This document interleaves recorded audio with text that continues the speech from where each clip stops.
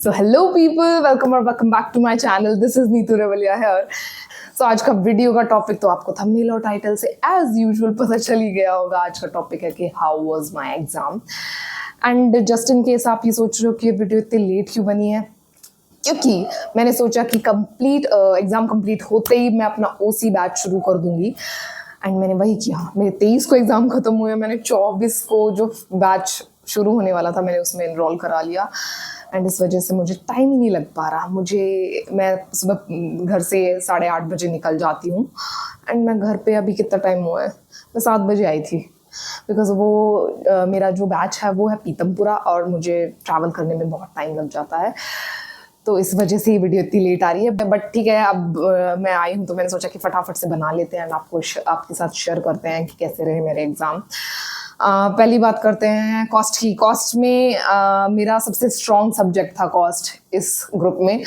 And उससे दो दिन पहले ही मेरी किस्मत इतनी ख़राब कि जो मेरा मस्त जिस पे मेरा हाथ बैठा हुआ था कैलकुलेटर, वो ख़राब हो गया. उस दिन काफ़ी ज़्यादा क्योस हुआ मेरी लाइफ में, क्योंकि मैंने एक नया कैलकुलेटर मंगाया उसके जैसा ही, बिकॉज मैं चेंज नहीं कर सकती थी अपना कैलकुलेटर की कंपनी और ब्रांड जो भी होता है वो.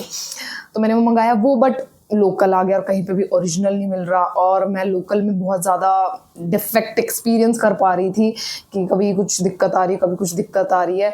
तो बहुत ज़्यादा प्रॉब्लम हुई. एट लास्ट हमने कुछ तो जुगाड़ करके ठीक किया उसको, पुराने वाले को ही. एंड ओरिजिनल तो मिला नहीं, तभी भी पुराना ही चल रहा है वैसे, बट वो चल गया पूरा. बट उस दिन बहुत ज़्यादा क्योस हुआ था मेरी लाइफ में. कॉस्ट का एग्ज़ाम देख के आई.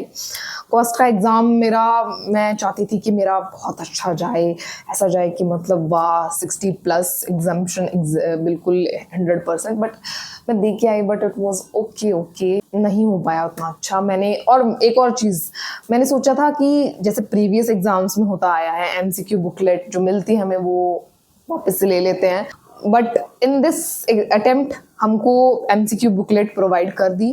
एंड इस बारी हुआ ये अनफॉर्चुनेटली, मुझे ऐसा हमेशा से जैसे लगता आया था कि वापस चली जाएंगी. तो मैंने MCQ बुकलेट पे अब जो आंसर्स होते हैं वो टिक ही नहीं किए इस कॉस्ट के एग्ज़ाम में. तो I am not really aware कि मेरे कितने मार्क्स आए और कितने ठीक गए MCQ और कितने नहीं. आप बताना आपके कितने MCQ ठीक गए कॉस्ट में और ऑडिट में और FMSM में, किसी भी सब्जेक्ट में जिसका भी आपने एग्ज़ाम दिया है. अगर आपको MCQ बुकलेट मिली और आपको उनके आंसर मैच की, तो आप ज़रूर बताना कि आपको कितने मार्क्स मिले आपके सब्जेक्ट में. तो कॉस्ट में काफ़ी लेंदी आया हुआ था, टू बी वेरी ऑनेस्ट, जो कि एक्सपेक्टेड ही था. मतलब इसमें कुछ नया नहीं था, बहुत लेंदी आया था. एंड मार्क्स छूटे मेरे काफ़ी. मेरा इन टोटल अगर मैं बताऊं तो मेरा आता हुआ भी रह गया, टू बी वेरी ऑनेस्ट. मेरा कुछ 19 मार्क्स का मेरा छूट गया. I felt really bad about it कि मेरी स्पीड इतनी अच्छी क्यों नहीं है. आई रियली बिलीव कि मेरी स्पीड काफ़ी कम है राइटिंग की, and I have to improve it for scoring good marks in any sort of exam. And मेरे अंदर की सबसे बड़ी वीकनेस यही है, मुझे ऐसा लगता है कि मेरी राइटिंग स्पीड काफ़ी स्लो है. फिर कॉस्ट का ओके गया. आई वॉज नॉट एक्सपेक्टिंग इतना कम अच्छा जाएगा. मैंने सोचा था कि स्ट्रॉन्ग सब्जेक्ट है, इसमें तो अच्छा खासा स्कोर करना है और एग्रीगेट बनाना. वहीं से मैं थोड़ा सा डिमोटिवेट होगी कि स्ट्रॉन्ग सब्जेक्ट में ही अच्छा स्कोर नहीं कर पा रही मैं, तो बाकी के तो इससे वीक ही है मेरे. तो थोड़ा सा वहाँ पे डिमोटिवेटिंग फैक्टर थोड़ा सा ऑन हो गया था मेरे अंदर. बट फिर नेक्स्ट डे मैंने ऑडिट रिवाइज किया. ऑडिट फील्स लाइक कि जो मैंने पीछे पढ़ लिया वो मैं भूल गई हूँ. एंड मैं जस्ट एक पेज पलट के देखो तो वो पीछे वाला बिल्कुल फुल वैनिश हो चुका होता है. तो ऐसा ही ऑडिट में मेरे साथ हो रहा था. रिवाइज कर रही थी बट नहीं हो पा रहा था कुछ भी. मैं कह सकती हूँ कि मैंने ऑडिट कम से कम 3 बार एक चैप्टर पढ़ाया, but still I was not feeling confident in that particular chapter. I don't know audit कैसा है कैसा नहीं, but it was difficult for me. Sometimes I find it interesting, but वो याद करना, कॉन्सेप्ट समझ में सब आते हैं, बट उसको जो मेमोराइज करना है वो सबसे बड़ा चैलेंज है. And that challenged me a lot in the exam. MCQ की अगर मैं बात करूँ, इस बारी मुझे पता था कि हाँ बुकलेट मिलने वाली है, तो I had tick all the MCQs कि घर पे आके चेक कर लूँगी. एंड उसमें काफ़ी अच्छा तो नहीं गया, मतलब लाइक बिलो एवरेज ही स्कोर किया है मैंने. दैट इज़ 18 मेरे MCQ 18 मार्क्स MCQ में मेरे ठीक गए हैं. बाकी के मेरे गलत चले गए। मेरे तुक्के भी ठीक नहीं गए हैं, मतलब इतना दुख हो रहा है कि लक फैक्टर भी काम नहीं कर पाया। मैंने जितने भी तुक्के सोचा था कि ये लगा देंगे वो भी ठीक नहीं गए। सो शायद एक ठीक गया था मेरा। एंड ऊपर से ये क्यों होता है, इतना दुख हुआ मुझे कि मैंने एक कॉस्ट में ऑडिट में क्वेश्चन था जिसका मेरे को लगा कि ये आंसर हो सकता है, मैंने इसको मार्क किया। एंड फिर मैंने केस स्टडी पढ़ी, क्योंकि मैं क्वेश्चंस पहले पढ़ती हूँ, फिर जैसे कि यूजुअली बच्चे करते हैं, क्वेश्चंस पहले पढ़ते हैं फिर उसके बाद केस स्टडी पढ़ते हैं, जिससे कि फटाफट आंसर मिल जाए। मैंने ऐसे ही किया, मैंने पहले एमसीक्यू पढ़ लिया और मुझे लगा कि इसका आंसर तो ये होना चाहिए, मैंने टिक कर दिया। फिर मैंने केस स्टडी पढ़ी एंड मेरे को लगा कि शायद केस स्टडी कुछ और कहना चाह रही है और क्वेश्चन कुछ और था, तो इस वजह से मैंने शायद गलत मार्क कर दिया और मैंने जो सही मार्क किया हुआ था उसको मिटाया और मैंने गलत मार्क किया। किस ने ये किया कमेंट में ज़रूर बताना, बहुत दुख हुआ था। सो ऑडिट में एक चीज़ और हुई कि मुझे ऐसा लगता है कि ऑडिट में मेरे को बहुत सारे क्वेश्चंस आते थे, अच्छे से तो नहीं आते थे, पर दिक्कत यही थी मुझे ऑडिट में फर्स्ट क्वेश्चन के 2 पार्ट आ रहे हैं, सेकंड क्वेश्चन के 2 पार्ट आ रहे हैं, ऐसे मतलब मैं पूरा क्वेश्चन नहीं कर पा रही थी। मुश्किल से थोड़े बहुत ही क्वेश्चन थे जो मैंने पूरे मेरे को आते थे कि मेरे को हाँ ये मैंने पढ़ा हुआ और मुझे इसके सारे पॉइंट्स आते हैं from top to bottom.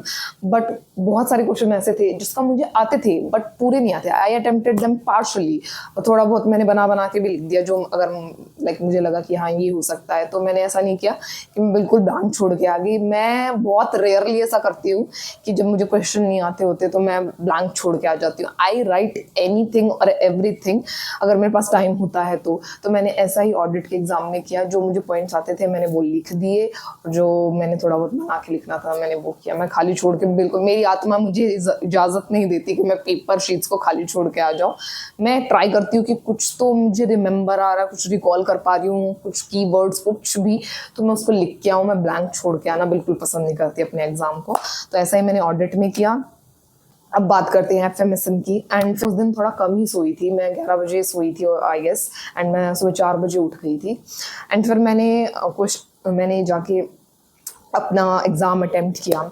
Exam में मैं पढ़ रही हूँ, मुझे SM बिल्कुल समझ नहीं आ रहा। मैंने SM पढ़ा एंड मैं उसको पढ़ रही हूँ। मुझे जैसे केस लॉ होता है, केस स्टडी होती है, उसमें हमको आइडेंटिफाई करना होता है कुछ भी जो भी पूछा गया होता है कि यहाँ पे क्या है, एंड उसका फिर उसको फर्दर एक्सप्लेनेशन में जो भी एडवांटेजेस और अप्रोच और जो भी स्टेजेस पूछी होती है वो एक्सप्लेन करनी होती है। मैं उस पर्टिकुलर चीज़ को आइडेंटिफाई ही नहीं कर पा रही हूँ मोस्ट ऑफ द केसेस में। फिर मैंने सोचा FM बहुत ज़्यादा मुझे डिमोटिवेट कर रहा है, छोड़ो इसको, FM को अटेम्प्ट करते हैं। FM तो एटलीस्ट मुझे आता है ना। मैंने FM को अटेम्प्ट किया। FM went pretty good. फिर मैंने SM पे आई मैं आफ्टर द एंड। फिर मैंने SM को अटेम्प्ट किया। SM पे फिर मेरे को कुछ समझ में आने लगा कि अरे इसमें तो ये था, तो बट शुरुआत में बिल्कुल समझ में नहीं आ रहा था।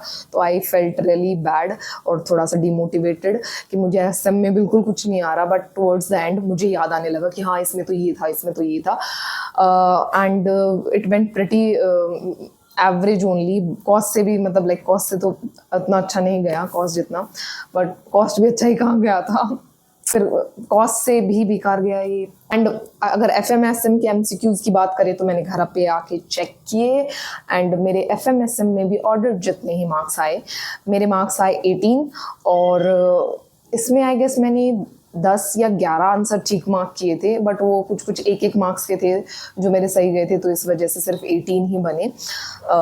तो ये FMSM में हुआ। तो I am really not feeling confident in this attempt that कि क्लियर हो जाएगा। इस अटेम्प्ट में मेरी प्रिपरेशन थोड़ी कम थी, इस वजह से मैं इतना अंडर कॉन्फिडेंट फील कर रही थी इस अटेम्प्ट में। बट आई एम होपिंग कि रिज़ल्ट पॉजिटिव आ जाए आ जाएगा तो अच्छी बात है। बट मैं अभी वापस से सोच रही हूँ कि मैं वापस से इसी अटेम्प्ट की पढ़ाई शुरू कर दूँ एंड OC बैच के साथ साथ मैं थोड़ा बहुत अपना पढ़ाई का स्टार्ट कर रही हूँ। तो यही था, आप बताना आपके एग्जाम्स कैसे गए, अच्छे गए वो भी बताना, बुरे गए वैसे भी बता देना। मैंने भी तो अपना बुरा एक्सपीरियंस आपके साथ शेयर किया, तो आप भी अपना एक्सपीरियंस मेरे साथ जरूर शेयर करना। एंड अगर आपको वीडियो पसंद आई है और मेरी ऑनेस्टी पसंद आई है तो इस वीडियो को लाइक करना एंड मेरे चैनल को सब्सक्राइब करना। अगर आप यहाँ तक पहुँच गए हैं मेरी वीडियो में तो ये वाली इमोजीज कमेंट करके बताना, जिससे मुझे पता चले कि आप लोग स्पेशल ऑडियंस है मेरी, जो मेरी वीडियो पूरी देखते हैं। I will feel very good कि ये these are my genuine subscriber, these are my genuine audience। तो प्लीज़ ये वाले इमोजीज कमेंट करना। मिलते हैं आपसे नेक्स्ट वीडियो में, तब तक के लिए बाय।